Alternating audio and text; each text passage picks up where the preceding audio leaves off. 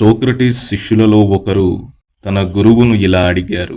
నా పూజ్య గురువర్య, ఒక గృహస్థుడు తన చట్టబద్ధమైన భార్యను ఎన్నిసార్లు సందర్శించవచ్చో దయచేసి నాకు తెలియజేయండి. దానికి సోక్రటీస్ తన జీవిత కాలంలో కేవలం ఒకసారి మాత్రమే అని జవాబిచ్చాడు. దానికి శిష్యుడు ఇలా అన్నాడు, ఓ నా ప్రభూ, ఇది లౌకిక పురుషులకు అస్సలు సాధ్యం కాదు. కామం భయంకరమైనది మరియు సమస్యాత్మకమైనది. ఈ ప్రపంచం ప్రలోభాలతో పరధ్యానాలతో నిండి ఉంది. గృహస్థులకు ప్రలోభాలను నిరోధించే బలమైన సంకల్పం ఉండదు. వారి ఇంద్రియాలు చాలా అసహ్యకరమైనవి మరియు శక్తివంతమైనవి.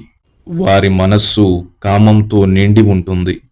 మీరు ఒక తత్వవేత్త మరియు యోగి. మీరు నియంత్రించగలరు.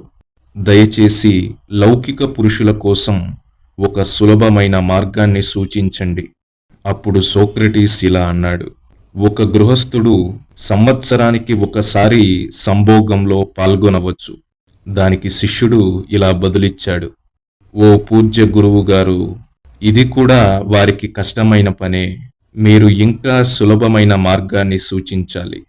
అప్పుడు సోక్రటీస్ ఇలా బదులిచ్చాడు, సరే నా ప్రియ శిష్యుడా, నెలకి ఒకసారి. ఇది సరిపోతుందా? ఇది చాలా సులభమైనది. ఇప్పుడు నీవు సంతృప్తి చెందావని నేను అనుకుంటున్నాను. శిష్యుడు ఇలా అన్నాడు, గురువుగారు, ఇది కూడా అసాధ్యం. గృహస్థులు చాలా చంచల మనస్కులు. వారి మనస్సులు లైంగిక సంస్కారాలు, వాసనలతో నిండి ఉంటాయి. వారు సంభోగం లేకుండా ఒక్క రోజు కూడా ఉండలేరు. వారి మనస్తత్వం గురించి మీకు ఏమాత్రం అవగాహన లేదు.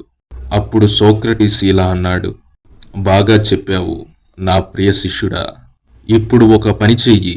నేరుగా శ్మశాన వాటికకు వెళ్ళు. ముందుగానే ఒక సమాధిని తవ్వి శవం కోసం ఒక శవపేటికను, కఫిన్ వస్త్రాన్ని కొనుక్కో. ఇప్పుడు నీకు నచ్చినన్నిసార్లు నిన్ను నువ్వే హింసించుకోవచ్చు. ఇదే నేను నీకు ఇచ్చే చివరి సలహా. ఈ చివరి సలహా ఆ శిష్యుని హృదయాన్ని తాకింది. అతను దానిని తీవ్రంగా అనుభవించాడు.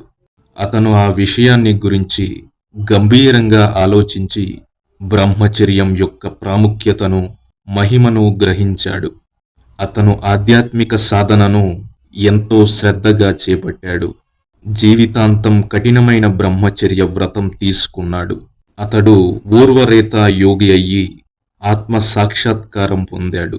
అతను సోక్రటీస్కు అత్యంత ఇష్టమైన శిష్యులలో ఒకడయ్యాడు.